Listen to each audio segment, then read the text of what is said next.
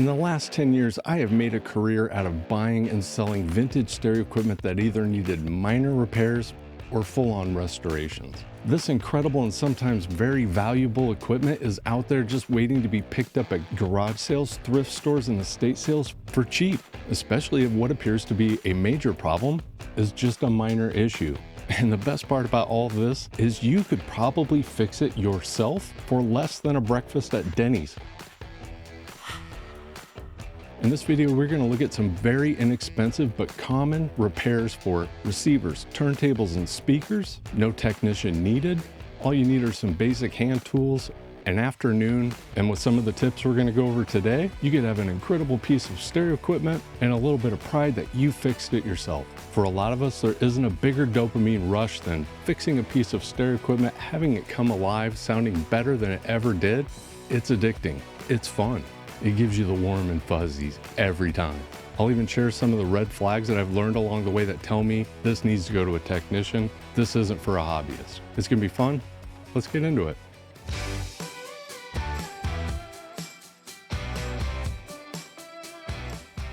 We see this one here at the shop all the time. People bring in a turntable and they'll say, the platter's not turning. And there's usually three scenarios here, which is no belt, a rotted, dried out belt, or a melted gooey belt.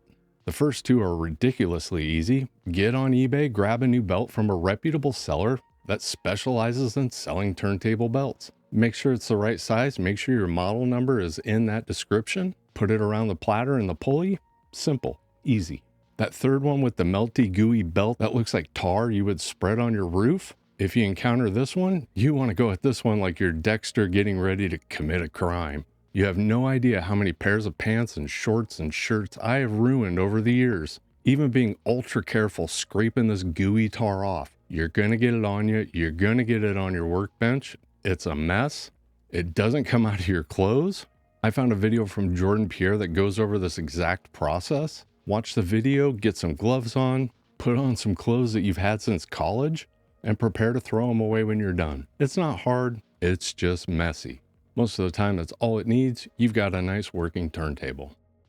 Does your turntable sound like it's being played underwater, where it's got like a warble sound to it? It's speeding up and slowing down. And this can happen with direct drives or belt drive turntables. Usually the culprit is a dirty speed control pot. And I'd say if this is a symptom, you probably have a 70% chance that just cleaning those control pots, the speed control pots, you're gonna get that turntable locking in at a 33 1/3 or 45 RPM. I've seen it 100 times, maybe more. Sometimes this job is easier than others. With some turntables, the speed control pots are right on the surface. Sometimes they're underneath, but there's only been a couple I thought were really difficult to do. Most of the time, your basic turntable doesn't have a lot going on the inside. Those control pots are easy to get to, easy to get your contact cleaner in there, get the pots cleaned, get your turntable stable again. There are actually a lot of how-to videos on YouTube showing you how to clean a speed control pot. For a $20 can of contact cleaner and 20 minutes of your time, it's worth a try. If you have a turntable dust cover that looks like this, and obviously you would rather it look like this, one of the most rewarding things you can do is polish it up. It's not difficult, it's not hard. You'd be surprised how much you can do with a microfiber cloth and a bottle of headlight cleaner and a little bit of elbow grease. We actually made a video demonstrating this a few years ago. And if you've got a basic screw gun and don't mind spending $15 or $20 on a buffing pad, you can shorten the amount of time this takes. I've always enjoyed doing this at the shop. I ended up buying a more industrial sized buffer. I take it right outside the back door, and in about 15 minutes worth of time, I can take a dust cover that most people would probably throw away and buff it up to where it's ready for the floor. It almost looks brand new. I haven't figured out a way to repair cracks, but I think most people will be pretty surprised at the transformation you can get. And there are a few things with turntables I think you might want to look out for, things you might want to avoid. Anything that involves rewiring a tone arm, or a lot of times you'll see a wire got broke off inside the tone arm. You want to avoid this. I wouldn't recommend doing any automatic function repairs, especially if you're new. And if you've never done a lot of soldering yourself, I'd probably avoid replacing internal RCA soldered connections. Those can be kind of tricky. They can be tricky to get to. Not to mention those wires coming out of the tone arm are very thin. It can definitely be done, but I think you're going to want to have some experience soldering with some really thin, delicate wires.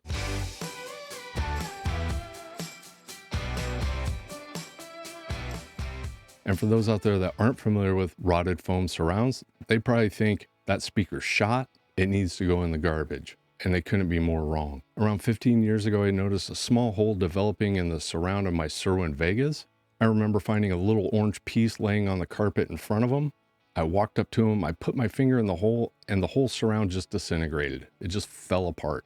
And because I love those speakers, I started calling around to stereo shops, asking if they did speaker refoams. And since none of them did, I jumped on the internet, I bought a kit, it came with glue, Q-tips, instructions, and 2 foam surrounds. I sat at my kitchen table, it took me about an hour.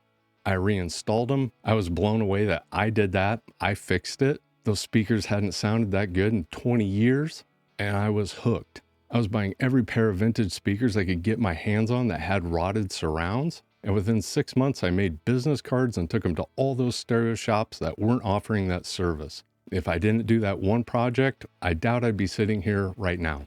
Refoaming speakers is definitely a fun, rewarding project that I do think almost anybody can do. It really is as simple as watching a video. Get on Simply Speakers. They have a huge video catalog showing you every step of the process. You can buy replacement foam kits from them or Midwest Speaker Repair. Next time you see a pair of speakers cheap that need foam, just do it. It's just fun and super rewarding. I promise. Another very common but easy fix for speakers are broken speaker terminals. And with a lot of speakers from the 70s, 80s, and 90s, oftentimes you'll see these cup style inserts, and they're actually pretty generic. It's usually as simple as finding out how big the hole is, jumping on Parts Express or Simply Speaker, terminating your 2 speaker wires, and you're done. That's it. It's that simple. I wouldn't be too worried either if the speakers you have more of a proprietary style plate. A lot of these speakers are getting parted out because the cabinets are in just too bad a condition. I think your odds are pretty good that it's not going to take very long for a pair to pop up on eBay. An OEM set, usually they're fairly cheap because there's quite a few of them out there. Usually they're fairly simple to install. It's really just not that big of a deal. Another common speaker problem you might come across is maybe your tweeters or your mid-ranges are dropping out. They're intermittent. First thing you want to do is spin those speakers around, make sure there's not treble or mid-range controls on the back, whether it's a sweeping pot or it's a toggle switch. These need to get cleaned too. Most of the time it's as simple as throwing a headlamp on like you're going down into a cave. You might have to pull the woofer out, get your contact cleaner down in those pots, clean them out, and most of the time you're good to go. It's as simple as that. And the things I think you might want to avoid with speakers if you're just getting into this, I don't think you want to do Bose 901s as your first refoam job. I'd avoid electrostatic or ribbon speakers. It also doesn't hurt if you're out looking for a set of speakers. Make sure they're the right drivers. Pull up a photo online and just look at the details. It can be a real bummer if you pick up a set of speakers, somebody put a cheap and expensive speaker where the original used to be. That's a bummer. And it can be expensive if you want the original driver.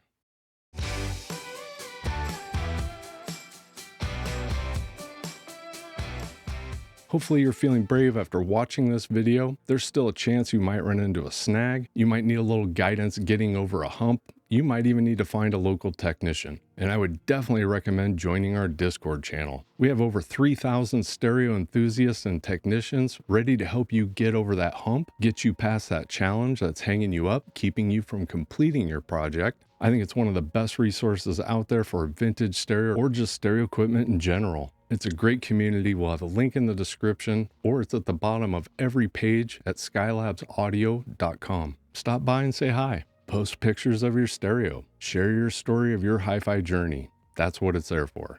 It's a great space, great people. Check it out.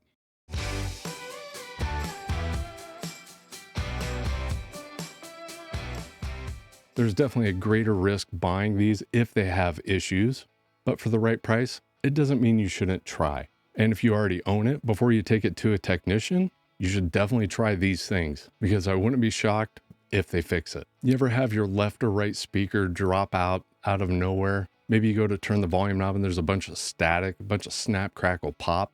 It sounds like you're about ready to fry your speakers. I've been there. We all have.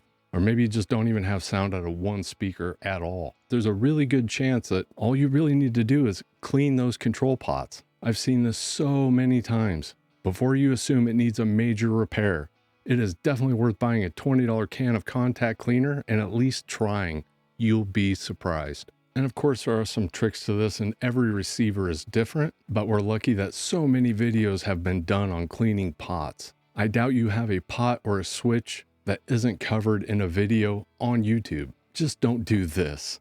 This won't do anything but waste your contact cleaner, possibly ruin your faceplate by stripping all the lettering off. You just want to make sure that nozzle hose gets into the pot. And definitely keep in mind there are some high voltages inside of most amplifiers and receivers. Just don't start messing around with stuff on the inside while it's plugged in. Let it sit a day powered off, that way you don't have to feel like you're playing a round of Operation with your buddy.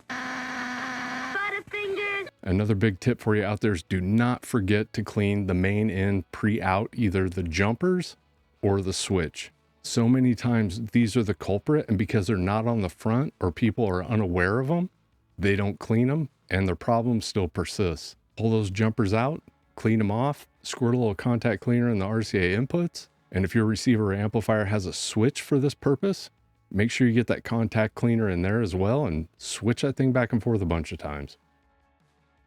And a lot of times when you're picking up a used receiver or amplifier that hasn't been serviced, most of the time there's a lamp or two out. Sometimes this is an easy process.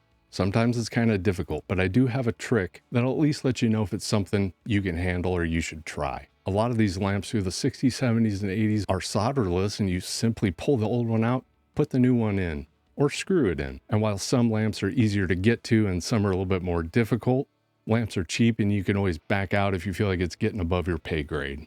And I think the simplest way to figure this out is do a Google search of the model you have, add the words lamp kit, and if you see a lot of lamps with wires coming off of them, you're going to need to solder those. They can be a little bit tricky, but fuse lamps, wedge, screw base, bayonet, if you can get to them, they're really easy to switch out. Very easy. And if you get stuck with this one, head over to our Discord. Most likely you'll be able to find somebody that'll walk you through it in real time. And odds are good that you are going to run into a receiver that the cabinet looks like this. It's very common at this point for receivers from the 70s and 80s. The vinyl is peeling and it's keeping your receiver from looking its best. And I promise you, this is not the end of the world. It's not an expensive fix. You just need to watch some videos like this one from our friend Michael at ATO. Shut your phone off, lock the door, get yourself all zoned in, pick out the wood species you want, the color you want. You just don't want to tell your wife your new skill you just learned, because she'll have you doing every single cabinet in the house. And really the only advice I have for receivers and amplifiers as far as red flags go, things to avoid, would be the really rare, unique pieces. It just makes it a lot more difficult finding service manuals, finding guidance from other people that have serviced them. A lot of those cheaper units from the 70s and 80s, they never made schematics for them. There isn't a history of people servicing them to fall back on. So if it were me, I would definitely stick to the big name brands. That way it should be easy to get help or schematics, service manuals, parts, those types of things if you run into that situation. On the other hand, if you're able to pick up an old vintage receiver or a piece of equipment for 10 or 20 bucks, it might be worth it and fun just to see how everything works and practice your soldering skills. And they mean all around in stereo systems. Everything you need, like this great Sansui system with a full-size record changer, these big 3-way 12-inch speaker systems, and the Sansui AM/FM receiver. I really do hope you try some of these easier fixes. For me and a lot of people out there, this is very addicting. There's something very gratifying about fixing a piece of equipment, possibly making it sound better, taking something that was on its way to the landfill and giving it a new life. You know, if you think you've had a bond with a piece of equipment you bought off the shelf, as I know most of us have, wait till you experience resurrecting one from the dead. That feeling gets magnified tenfold. It becomes your piece.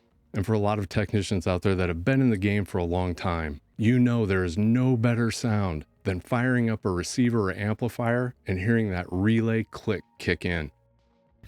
I've seen that sound put a smile on technicians that have been doing this their whole life. It's a rush and it'll keep you coming back for more.